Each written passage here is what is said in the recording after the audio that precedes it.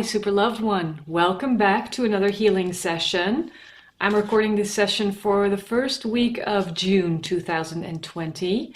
And the collective I am channeling this for is, I suspect, mostly females with an interest in love and relationships and also healing, awareness, consciousness, personal growth, etc. I'm really glad you're here because the world needs you. We are here at a very strange time that's requesting a lot of attention and a lot of focus on the positive, on the light. And that's not always easy if you look at the practicality of everyday life.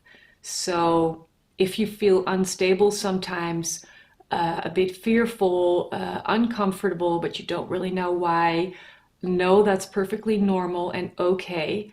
And you are always able to recalibrate your energy. And that's what we will be looking at in this healing session.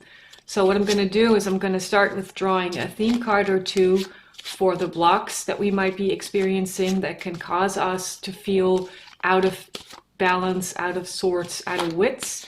And then we'll take it from there with perhaps some tarot and definitely some chakra cards. So here we go. If you are watching this, take a deep breath and breathe out through your mouth slowly. Take a moment to relax your body. You don't have to do anything, just sit and watch and allow the message that's for you to reach your heart and your soul. Thank you for your guidance. Can you please show us the themes that we should be talking about right now? Thank you. The Hierophant. Okay, so the first one we're getting is the Hierophant. And the Hierophant is about spiritual lessons, spiritual growth, a spiritual teacher, great wisdom, a structure of wisdom. And in that sense, it can relate to soul contracts, it can relate to marriages, but the Hierophant can also relate to educational systems or organized religion.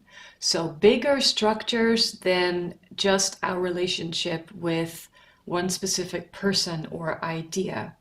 So we are being challenged in our ideas, what we are believing in, and also how we are seeing the world, because the world might turn out to look a bit different than we have always assumed it looked like or believed what it looked like. You know, we've always had certain images, pictures in our head about what the world looks like. And this card, and the dark side, the Hierophant, is challenging our very beliefs. And not just what do I believe spiritually to be true, but also what system is that? And how is that system related to the world I live in? Like, most of the Northern Hemisphere is very much influenced by Christianity, for example. What is it that I believe? And, you know, related to that, schools are built on, you know, like foundational principles coming from Christianity. A lot of our stuff is based on that, like the government, and a lot of things that we know to be true find their basis in a religious system like Christianity. And we are being asked to assess what we believe, and that's very difficult because it's twisting, turning, tweaking the very foundation of our existence, and that can be extremely challenging. Oh yeah, and the Fool. So the Fool is about the beginning of the journey, taking the first step, having faith, being innocent, and, you know, not being tainted with any wisdom or preconcepts. It's just about starting. And this Fool is very scared, like she's trying to step, but she's sort of falling backwards. She's not holding on to her bag, which contains, you know, the wisdom, the tools that she needs for the way. She's sort of not aligned with her journey. So these are very, it's very logical to me. It makes perfect sense that these two cards come up because we are asked are we going to take the step towards a new belief system? Are we going to take the step towards maybe a new world where we look at a different health system, a different educational system, maybe even religiously, we might be looking at this whole new world where our connection to our maker is going to be clear and abundant once more.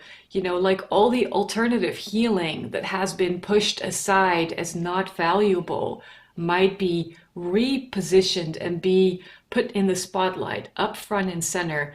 So we find, no longer we find advertisements about, painkillers, pills for your stomach, pills for your head, pills for your stress or for allergies.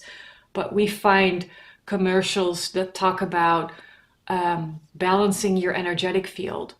You are an electromagnetic field that you can influence with a lot of things. So we believed maybe in the system of health and the difference, the spread between mind and body, treating the body like it's like a machine, like a separate entity from mind and from creation and from spirit, from source, from consciousness. So these are the very core beliefs that we're being challenged. Are we willing to take the step? Are we willing to hear the messages? Look, she's covering her ears in this card, like she doesn't want to hear the truth. And that's painful. Hearing the truth is painful, but it will be more painful if we don't listen. Let's take some tarot just to see.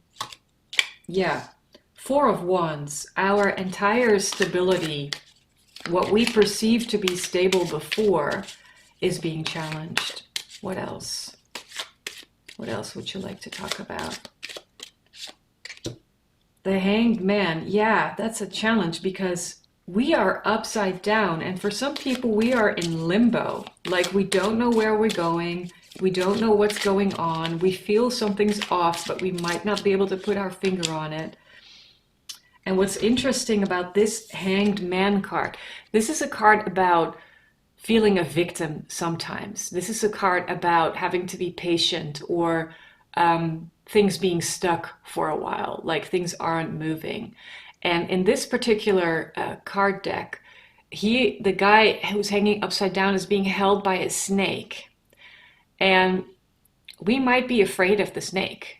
We might be afraid the snake is poisonous. We might be afraid the snake is going to bite and kill us. So looking at his face, well, it's not that he's looking fearful. I don't know if you can see it in that detail. He's not looking that fearful. He looks like he's dedicated to his new beginning, because the Hanged Man also talks about being enlightened. You have to wait a while, go through this process, and then you will be enlightened. So it's difficult, but it's definitely what's going on. And the Seven of Cups is talking about making that choice. Like, are you willing to make the choice to listen to a possible new truth? And that's difficult sometimes, because this means that we start questioning all the stuff that we took for granted that we believed in. So yeah, it makes a lot of sense. So is there anything else in this healing session you would like to show us? The King of Swords. What else would you like to show us? The Five of Cups.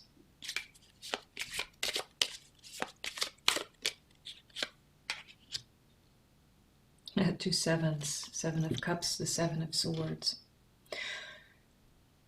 Okay, so here we get the King of Swords, and he is an authority. He's a thought leader. He is clear. He has vision. He's able to communicate, and he's not going to sugarcoat his message. So he is questioning stability. Like, what did we believe it was stable? He's the energy, it's like the masculine energy that's asking us, okay, what is the truth? And where can we find more truth?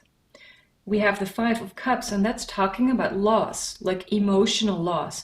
Well, if you look at the Hanged Man, your world perspective is changing like 180 degrees. You're hanging upside down.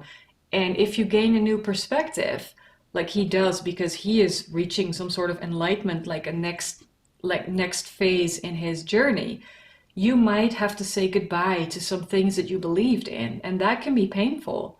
And it's very important, I'm hearing, that you allow yourself time to grieve, because this is also the process where you will, the Seven of Swords, overcome the ways you have been deceiving yourself, but also the ways maybe the world has been deceiving you.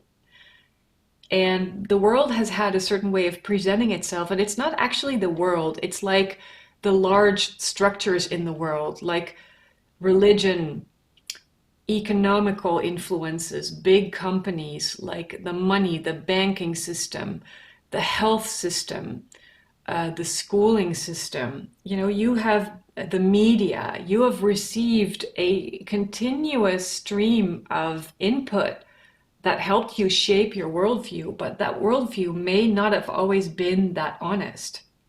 So you are picking up the stuff that you want to keep, and you are making your way out of the old situation and moving into the new situation. Can you give me clarification on the Seven of Swords, please? This one. The world. So I was just saying, like, you cannot make this stuff up. It's the end of the cycle. This is enlightenment. This is new vision. This is getting clarity. This is reaching the end of your process of ascension, like a phase of ascension, and then you go into the next part. It's amazing. You cannot make this stuff up. So you are picking up the thoughts and beliefs and the things that are of use to you, that you still feel are serving you, and you are moving away from the old situation. And this is healing. So let me put these cards up and actually ask, what is the healing message you would like us to give to us specifically? What is the healing message?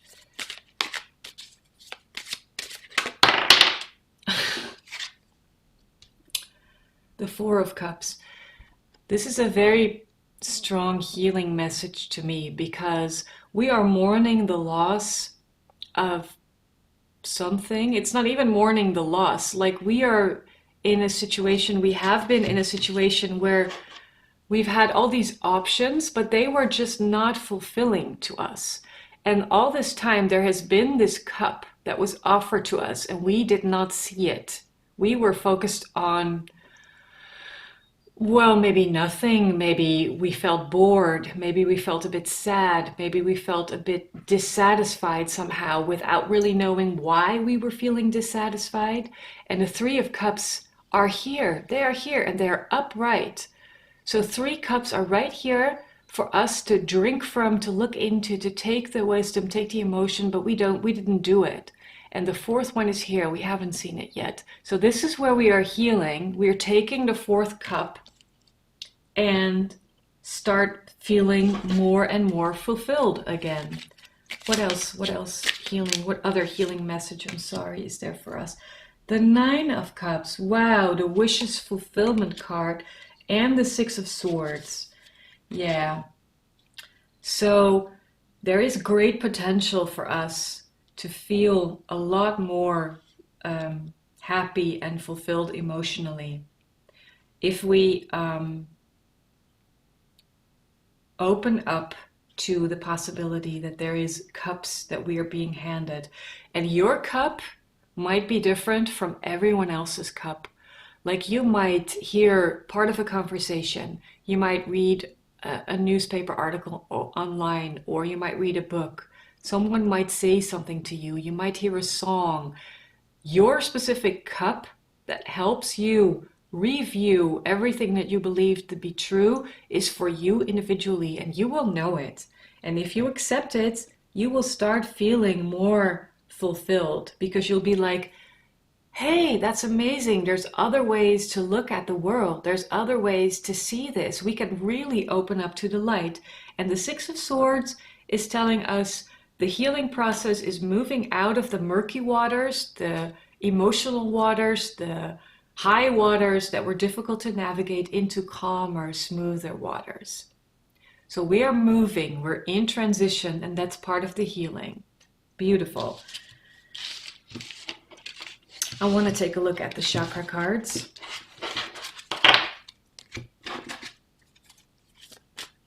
And I'll move you to the side. So in this healing process, what guidance do you have for us? Which chakras or energies can we pay attention to? What is it you would like to show us in this healing session?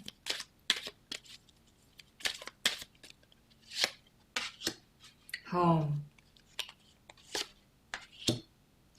Throat chakra. And desires, the sacral chakra. Yeah. Okay, so we just had the Four of Wands in the tarot, which is talking about stability.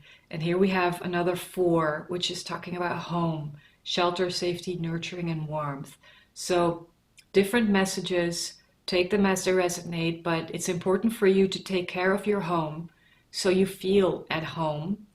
And feeling at home has to do with both your actual physical home, but also feeling at home with yourself. And that's feeling at home with yourself is actually what the whole healing process is about.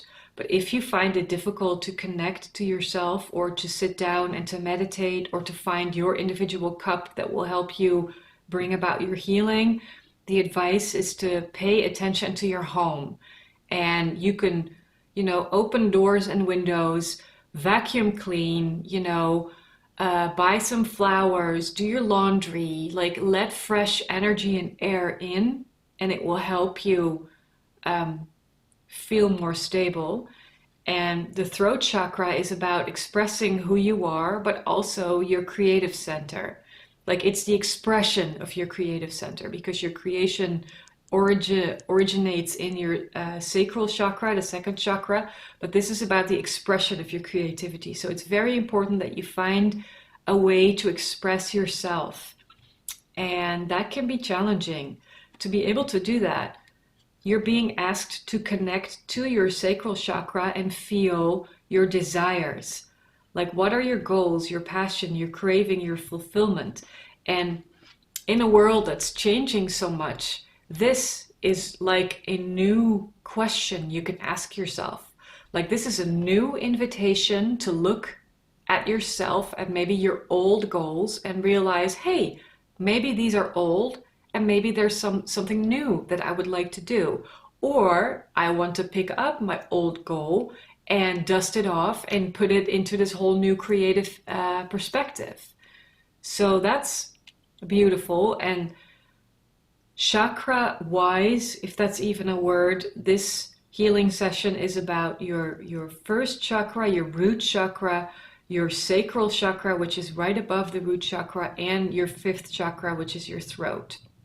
It's about aligning these three, because this will help you. And obviously you want to align all of the 7 main chakras, but special attention to those, because they are there to help you express, find and express your cup that will help your healing. And for example, for me, my cup at this moment is Becoming Supernatural, a book by Joe Dispenza. And it's about heart and mind coherence, actually influencing our electromagnetic fields. And it's amazing. So it's very healing. I can definitely recommend it. I can put it down in the description box below if I remember to do so. And yeah, it's an amazing book. So go find your wisdom, find your knowledge. It can be a little movie on YouTube, or something online. It might be something that will help you relax instead of stressing all the time, because that's also very important. And for your creativity to come about, you also need to relax. And for some of you, you might have your emotions held in for a long time. Find a way to release them. Cry, laugh, run, jump, do yoga, have sex, find a way to release emotions that are stuck in your energetic system, because your sacral chakra, it needs to be free flowy for you to be able to feel what you crave, what your goals are, what your wish fulfillment feels like. All right, the positive closure of this healing session, I'm taking the light side of the Major Arcana Tarot cards. What light message would you like to give us to close off this healing session? What light message, please? One will be enough. Actually, we're getting two. Well, what do you know? So we're getting the High Priestess and the Fool. You see, if you compare the Fools, this Fool, the light side, she's very aligned. Like she's in sync with herself. She's jumping, or actually free flowing in the air, about to take the leap. She's holding everything together, and she's trusting. She's completely in alignment. Funny, even the dog's white, and here we have a black dog. I think both the dogs are really cute.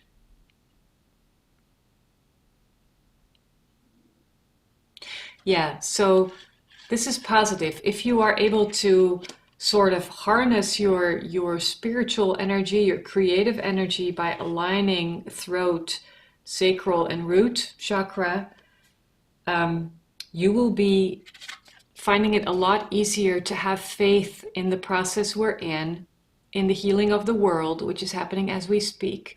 And you will also have a lot easier access to your intuition. High Priestess is all about having secret knowledge, like being in touch with your intuition, like seeing the deeper truth behind things. It's very feminine energy. She's very knowing. She's very whole. But yet she also understands that not everything is yet revealed to her. So there is a sacred rhythm, time, pace, like divine order, perhaps, if you want to put it like that, in which things will unfold. And the High Priestess in this case will have a lot of faith in that process. So she doesn't try to forge things ahead of time. She just knows the time will come when it's the right time. And she has the cup of wisdom, the cup of life in her hands.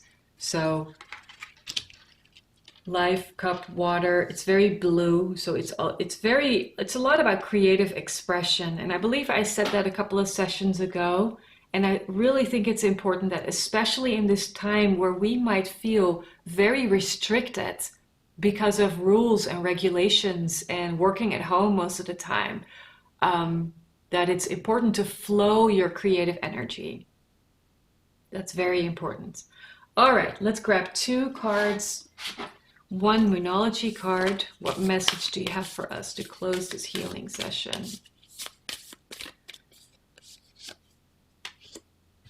Meditate and contemplate. New moon in Pisces. Well, it's amazing because stillness is where you're going to find your connection to your feelings. And Pisces is all about emotions and feelings. So here we have the Pisces, here we have the Pisces, and in this deck they are being described as bringing good luck. But to me, this is also the water of the emotions, where she's submerged. Meditate and contemplate to connect to who you are. And the spiritual lesson for this coming week, could you please give us for this healing session? Because all of this is spiritual, obviously, but this is the Starseed Oracle, so I would like to get like a spiritual theme. Karmic relationships. Okay. So, relationships. If you're interested in relationships, I just finished recording the weekly update for the Super Loved Relationship, so I suggest that you watch that as well.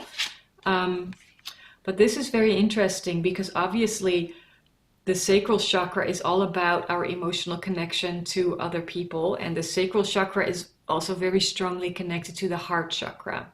So I wouldn't be surprised, actually, if maybe I pull another one, that I will get the heart chakra. Let's see. Is there any card you want to give us in relation to the karmic relation? No, actually, this is the third eye. Dreams, messages, guidance, symbols. So when we are being questioned about our beliefs in the world, what do we believe in? What structures do we believe in? What karmic relationships, soul contracts, marriages are we believing in? We are constantly given signs, symbols, directions basically for our path. So if you feel that you're diving into your feelings and you feel that it's a specific relationship that is occupying your mind, your heart, pay attention to the messages, the signs, the symbols, and the guidance you are receiving. Because we receive powerful guidance all the time. I never used to dream a lot, or at least I never used to remember my dreams, but I'm dreaming like crazy, and there's a lot of symbolism in them. So that's the same advice for you. You may find your karmic relationship, either you are, approaching someone or you are pulling back from someone. It's okay. Just allow the movement to happen and pay attention to any messages you are receiving around that. Meditate and contemplate. Very important, because this is where you get in touch with your lower belly, your system, your intuitive knowing, your instincts. Yes, with this, I would like to close off this reading, and I hope it's been helpful to you. And I'm looking forward to seeing you again next time. Bye.